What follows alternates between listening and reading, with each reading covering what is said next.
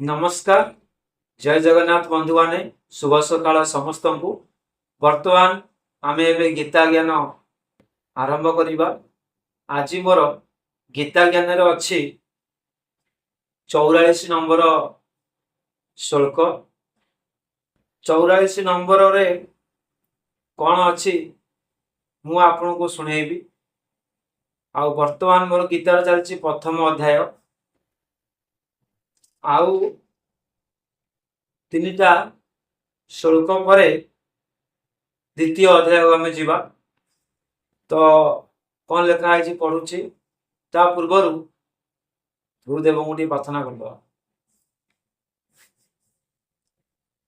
गुरुर्ब्रह्मा गुरुर्विष्णु गुरुर्देव महेश्वर गुरुर् साक्षात् परम ब्रह्मा तस्मै श्री गुरवे नमः।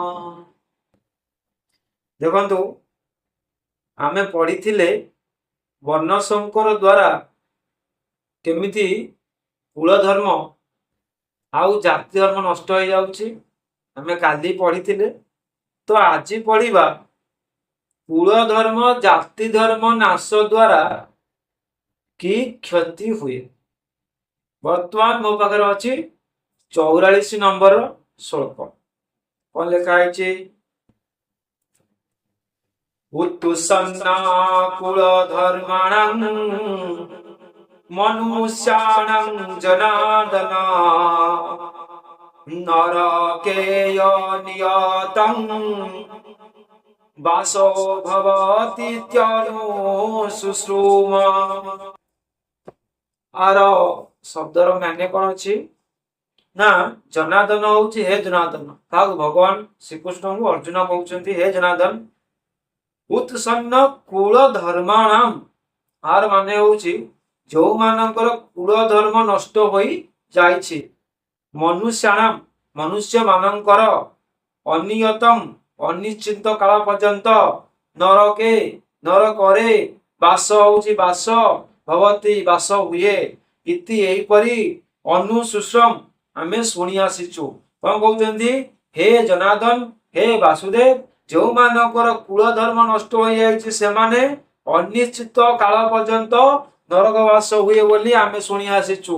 कहउछन्ति जो मानकर कुल धर्म नष्ट हो जाउछि से माने नरकरे वास करंती। तापर कहछि एही श्लोक तात्पर्य कोन? एठारे अर्जुन कहउछन्ति जो मानकर कुल धर्म एवं जाति धर्म नष्ट होई जाए सर्वदा अधर्म रे लिप्त रहुथिबा सेही लोकंकर पापर फल स्वरूप सेमानंकु दीर्घ काल पर्यंत कुंभीपाक ओ गौरव आदि नरकरे पड़ी भिन्न भिन्न प्रकार भीषण जम जंत्रणा सहिबाकू पड़े। देखंतु माने जो मानकर कुल धर्म नष्ट हो जाउछि जो माने पाप करूचंती सेमाने नरकरे पड़िबे। पुणी को नरक कुंभीपाक आउ गौरव। आज्ञा देखंतु आमर नरक बहुत प्रकार अछि। तादुरु दुईटी नरक होउछि कुंभीपाक आउ गौरव। एई नरक विषय रे संपूर्ण भल भाबरे आलोचना करा हैछि गरुड़ पुराण रे आउ शिव पुराण रे। जदि आपण माने शिव पुराण पढ़िबे आउ गरुड़ पुराण पढ़िबे आपण जो पाप काम करूचंती ता प्रति कोन कोन को नरक सब लेखा हैछि। गोटे अछि कुंभीपाक नरक। कुंभीपाक नरक होउछि सबुठु जंत्रणादायक नरक। जो नरक रे कि खाली कोन जंत्रणा ही जंत्रणा। तो एबे आमे पढे एहा आंब माने परंपरा रु सुनी आसीचु। अतएव केबे हेले कुल नाशर चेष्टा करिया उचित नुहे।